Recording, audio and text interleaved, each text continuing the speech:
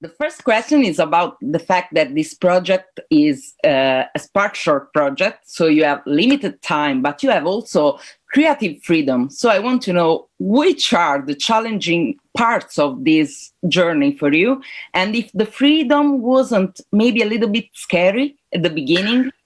Yes, I mean, it definitely was, because,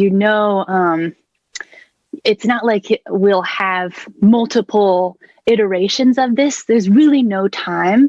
So I kind of boarded it once, and, I had my mini brain trust and we got notes from them. And then that was kind of it. And there was no time to do anything else. And I remember my producer asking, like, do you want to do another brain trust? And I just looked at him. I was like, no, we don't have the time to do that.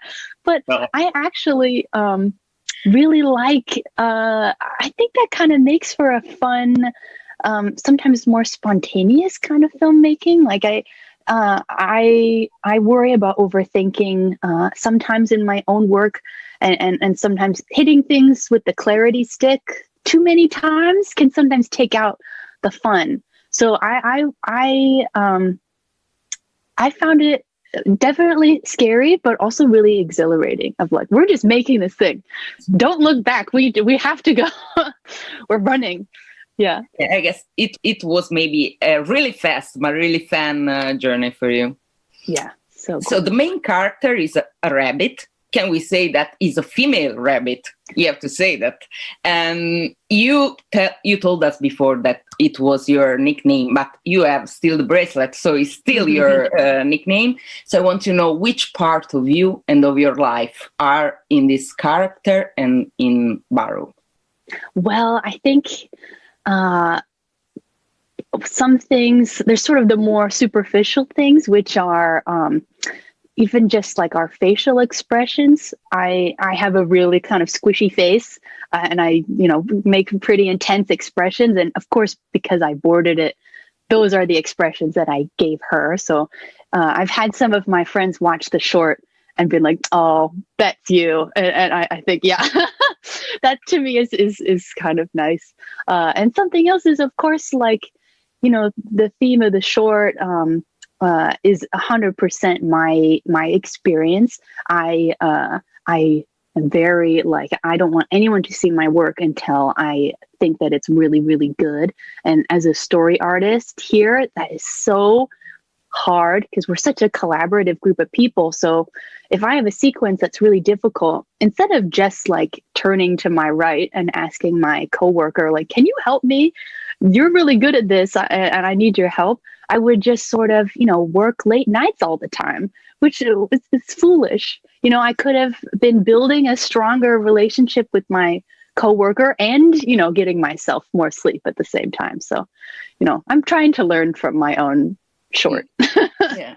Can you tell me something about the music? Because I really found it was genial to put classical music, and you can watch the short and the music growth within the short. So it was really beautiful. Yes, I think, my dad would listen, or he would put on for the whole house. We really had no choice to listen to a lot of Mozart growing up. And of course, that sort of like sticks in you. And my favorite is like the magic flute. And so there were just things about Mozart music that felt to me like home, which is, the whole point of this short. And something else really great is like, if we stick with one composer, Mozart, it makes it seem like he composed the whole thing for us. We took a bunch of different Mozart songs, but because it's all the same composer, it's easy to stitch them together and have it feel like we got the most amazing composer in the world for this short. And I do think it was shocking. Sometimes we would it's amazing what the brain wants to do with images and music. We would put Mozart song over the animation and it would just feel like it lined up perfectly. We didn't time to the music, with the exception of the end shot, because we wanted her to sort of, hammer in things right on the beat. That was really the only time that we tried to match the music, and everything else was kind of just, it magically ended up working out. It was perfect for me. Really, really wonderful. And I want to ask you something about the tech, because it's a short in 2D. And but you before told us that you were inspired of I don't know, Beatrix Potter. I was a big fan. I am a big fan of Beatrix Potter, and love her. As soon as I watched your short, I was really fond of this vibe that you gave to the short. And so, can you tell me something about this? Yes, I mean, there's just something about, like, you know, little animals wearing aprons that just like, it makes you feel so good. And I think something else about like Beatrix Potter and some of those other really amazing children's book illustrators is that like they put so much love into the simple like domestic details of like, look at how we've made this like cupboard something beautiful. And I know as a kid, I would just spend so much time. I could stare at just one illustration for, you know, half an hour at a time before I want to turn the page. And I would sort of think about that picture. I want to look at it again. And that was sort of my hope for this short, is that we are giving you, they're just backgrounds, but they should feel like something that you want to just look at those again. So you want to watch the short again and maybe pause and look like, oh, what do the frogs have in their library? Oh, they have like a phonograph. They have a statue. Like they have all these little things that make them feel like they're living there. Oh gosh. Another reason it had to be 2D, because there's no way we could have, that would not have, we wouldn't have gotten all those sweet details. I think, I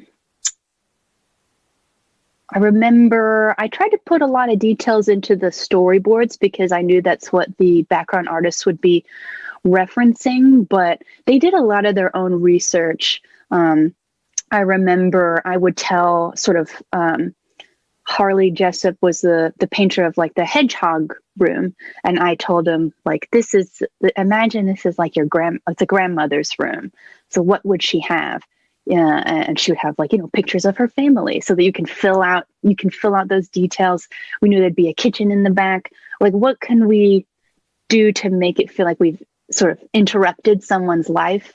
Like in the salamander bathroom, it's very quick. You don't even see it, but someone in the sauna has like a glass of water. It's just like these small things of like, what would I want? You know, I'm not going to be in a sauna without my hydration. Just these small little things that will remind you that they're living there. Thank you so much for your time. Thank you for coming over Zoom.